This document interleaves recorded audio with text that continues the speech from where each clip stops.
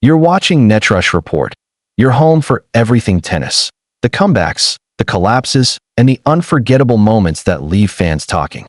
If you live for the stories behind the stars, make sure you hit that subscribe button and join the rush. Bianca Andreescu stepped back onto the court in Beijing with hope, grit, and the weight of her career pressing on her shoulders. This wasn't just another tournament. This was her first official match since the Canadian Open, where she collapsed to the ground in agony during a match against Barbara Krejcikova. Incredibly, even though she was barely able to move, she played on, fought through the pain, and actually won that match. But the victory was bittersweet. Andreescu had to withdraw before her next round against rising superstar Mira Andreeva, and the injury forced her to miss the US Open entirely. Fast forward to the China Open 2025, Andreescu was finally back. But in a cruel twist, her return ended with a 6-4, 7-6, 4 defeat. Andreescu opened the match serving first. Nerves, rust, and months away from competition showed immediately. She lost her very first service game. Bondar, confident, sharp, and already warmed from qualifying, took advantage and quickly went up 2-0. But Bianca isn't one to fold. Slowly, she began finding rhythm, landing deeper serves, engaging in longer rallies, and even breaking back to level things 4-4. At that moment, it felt like the comeback was possible. Then, the pressure came back to haunt her. Another lost service game, another slip in concentration. Bondar closed the set 6-4.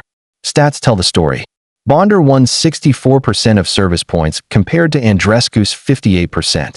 Andreescu lost both break points she faced, showing the lack of sharpness under pressure.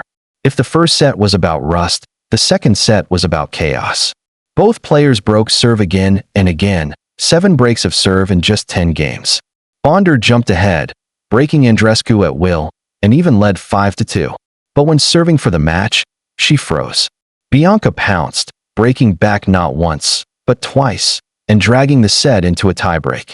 This was vintage Andreescu, the fighter, the one who thrives when her back is against the wall. She even led early in the breaker. But the momentum slipped once again. Bondar reeled off 4 straight points and sealed the win.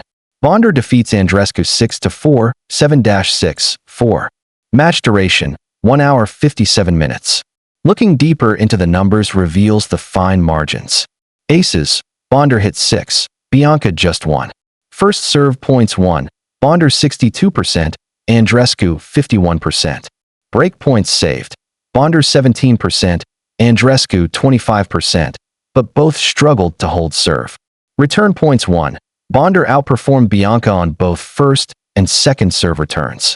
The stats show Andreescu's first serve was not a weapon, and when rallies extended, she was often on the defensive. This isn't just about one match.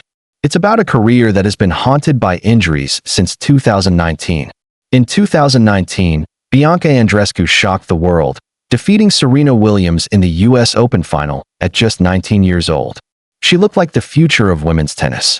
But since then, a heartbreaking pattern: injury, comeback, setback, withdrawal.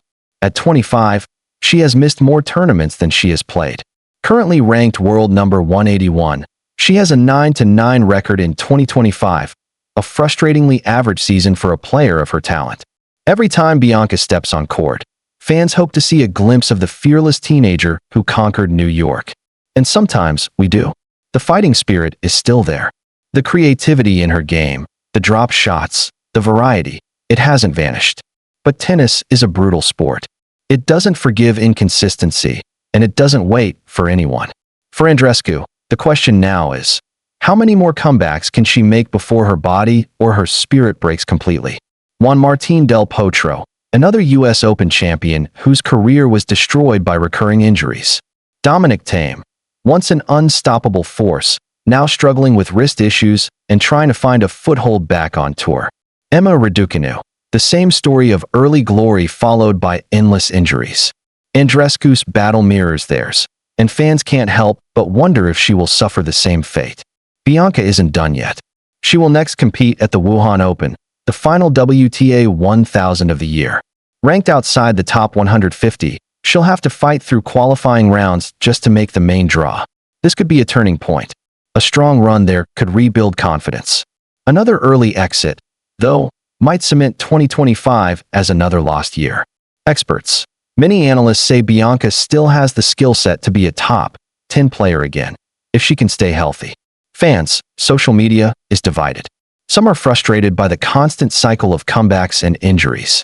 Others remain loyal, inspired by her resilience and refusal to quit. As one fan tweeted, "Every time Bianca steps on court, it feels like a victory in itself. But tennis is cruel. We just want her healthy again." Bianca Andreescu's comeback at the China Open may have ended in disappointment, but her story isn't over. The resilience she showed fighting back in the second set proves that the fire is still there. But for Bianca, the biggest battle isn't across the net. It's with her own body. Will we ever see her rise again to the heights of 2019? Or will injuries continue to steal away the prime years of a once promising career? One thing is certain, the tennis world is watching and rooting for Bianca Andreescu. You've been watching Netrush Report, where the drama of tennis lives. If you enjoyed this deep dive, don't forget to like, subscribe, and hit the notification bell so you never miss a story from the world of tennis. Until next time, stay tuned and stay passionate.